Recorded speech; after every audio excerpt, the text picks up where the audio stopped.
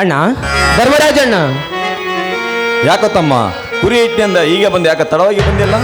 ಹೌದಣ್ಣ, ಕುರಿಮರಿ ಜೊತೆ ಗುದ್ದಾಡುತ್ತಲೇ ತಡವಾಗಿ ಬಿಡ್ತಣ್ಣ. ಅದು ದಿನಲೂ ಈತ ಹೇಳೋದಿಲ್ಲ, ಬರೀ ಸುಳ್ಳಣ್ಣ. ಇವನ ಮಾತು ನೀ ಕೇಳಿ ಹೊರಟರೆ ಕೋರ್ಟು ಕಚೇರಿ ಹೋಗೋ ಸಮಯವನ್ನು ಉಳಿದಿಲ್ಲ ಉಳಿದಿಲ್ಲ. ಅಂದರೆ ಶಶಿಧರ ನಿನ್ನ ಮಾತಿನ ಅರ್ಥ? ಇಡೀ ಸುತ್ತಮುತ್ತ 10 ಜನ ಸುಮ್ಮನಿರುವಾಗ ಈತನೊಬ್ಬನೇ ಹೋಗಿ ಆ MLA ವೀರನಗೌಡರ ಮನೆಗೆ ಹೋಗಿ ವಿಮಾನ ನಿಲ್ದಾಣಕ್ಕೆ ಒಂದು ಇಡೀ ಮಣ್ಣು ಕೊಡಿದಿಲ್ಲ ಅಂತ ಹೇಳಿ ಬಂದಾನಂತನ. ಇವನಿಗೆ ಬೇಕಣ್ಣ ಈ ಸರ್ಕಾರದ ಚಳವಳಿ ಹೋರಾಟ?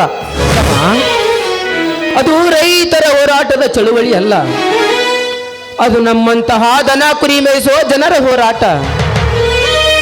ಅದಲ್ಲದೆ ಆ ಭೂಮಿ ಈ ರೈತರೆಲ್ಲ ಉತ್ತಿ ಬಿತ್ತಿ ಬೆಳೆದು ತಮ್ಮ ತುತ್ತಿನ ಚೀಲವನ್ನ ತುಂಬಿಸಿಕೊಳ್ಳುವಂತಹ ಹೊಲ.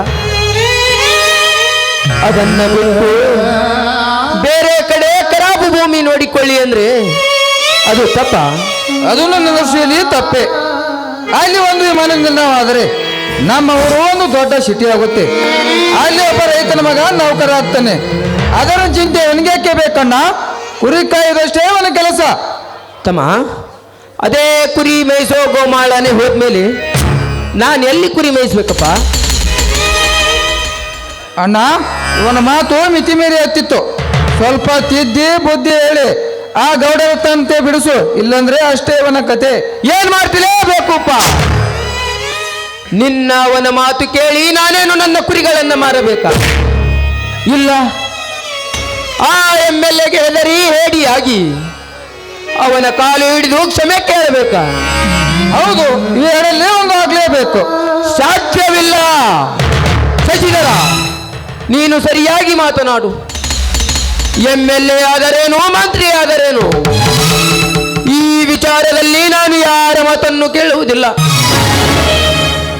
ನೀ ನನ್ನ ತಮ್ಮ ಶಾಲೆ ಕಲಿತು ದೊಡ್ಡ ಸಾಹೇಬ ಆಗ್ಲಿ ಅಂತ ಹೇಳಿ ಶಾಲೆ ಕಲಿಸಿದ್ರ ನನಗೆ ಬುದ್ಧಿ ಹೇಳಕ್ ಬರ್ತೀಯ? ನೀನಲ್ಲದೆ ಬೇರೆ ಯಾರಾದರೂ ಈ ಮಾತನ್ನು ಆಡಿದರೆ ಆ ವೀರ ಸಿಂಧೂರ ಲಕ್ಷ್ಮಣ ಆ ಗೌಡನ ರುಂಡ ತೆಗೆದಂಗ ನಾನು ಅವರ ರುಂಡ ತೆಗೆದು ಬಿಡ್ತಿದ್ದೆ. ಏ ಬೀರ, ಈ ನನ್ನ ಅಣ್ಣ ಎದುರಿಗೆ ನಿನ್ನ ಮಾತೆ? ತಮ್ಮ ಬೀರ, ನೀನು ಇನ್ನು ಮನೆಗೆ ನಡಿ. ಮಂಗಳ, ಇವನನ್ನು ಕರೆದುಕೊಂಡು ನಡಿ. ಯಾಕಣ್ಣ, ಇವನ ಮಾತನ್ನ ಕೇಳಿ ನೀನು ಕೂಡ ಗೌಡನಿಗೆ ಹೆದರಿ ಹೇಡಿಯಾಗುವಂತೀಯ? ಇಲ್ಲ, ಈ ಜಗದ ರೈತರನ್ನೆಲ್ಲ ಗೌಡನಿಗೆ ತಲೆಬಾಗುವಂತೀಯ ಅಣ್ಣ? ತಮ್ಮ ಬೀರು, ಇದು ನನ್ನ ಆಜ್ಞೆ. ನೀನಿನ್ನ ಒಳಗೆ ನಡಿ. ಮಂಗಳ, ಕರೆದುಕೊಂಡು ನಡಿ ಇವನನ್ನು.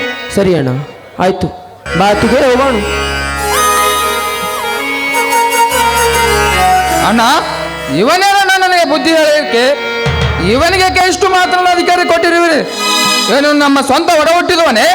ಇವನೊಬ್ಬ ಅನಾಥ. ಏ ಶಶಿಧರ, ಇನ್ನೊಮ್ಮೆ ನುಡಿಯದಿರಲಿ ಅನಾಥನೆಂಬ ಶಬ್ದ. ಇವನ ಜೀವನ ಚರಿತ್ರೆ ನಿನಗೆ ಗೊತ್ತೇ? ಇದೆಲ್ಲ ನಿನಗೆ ಯಾರು ಹೇಳಿರಬೇಕು?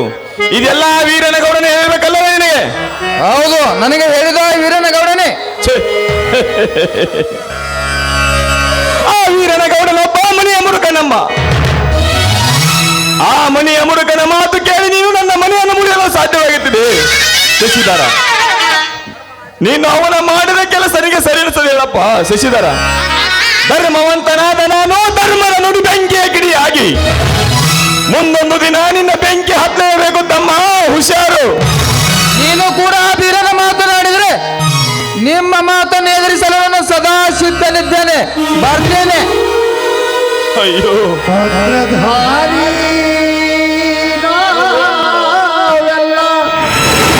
ಸೂತ್ರಧಾರಿ ಶಿವಮೇನ ಶಿವಾಡಿಸಿದ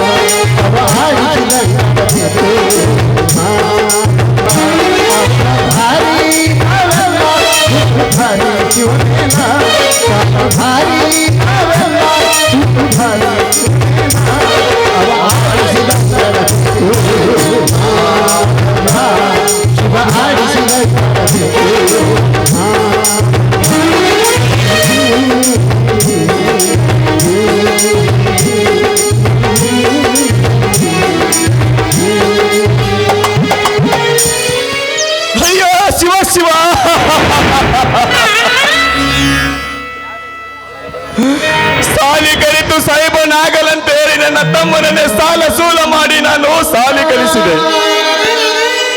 ಆದರೆ ಇಂದು ಆ ವೀರನಗೌಡನ ಮಾತಿಗೆ ಸಿಕ್ಕು. ಅಯ್ಯೋ ಶಿವ ಶಿವ, ಹೀಗೆ ಮುಂದುವರೆದರೆ ಆ ವೀರನಗೌಡ ಬಿತ್ತಿದ ಬೀಜವನ್ನು ದೊಡ್ಡ ಮರವಾಗಿ ಬೆಳೆದರೆ ಅಯ್ಯೋ ಶಿವ ಶಿವ. ಎರಡು ಕೈ ಕಾಲು ಕೊಟ್ಟ ಕಣ್ಣು ಬಾಯಿಯುತ್ತ ಸುಂದರವಾದ ರೂಪ ಕೊಟ್ಟ ಇದರಲ್ಲಿ ಹಲ್ಲಿನ ಸತ್ತ.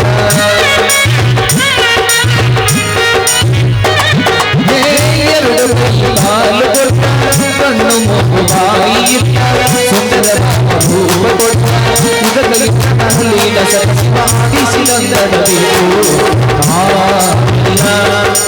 ಮಾಡಿಸಿದಂದಬೇಕು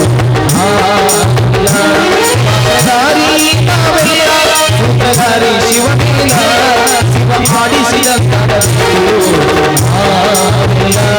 ಶಿವ ಮಾಡಿಸಿದ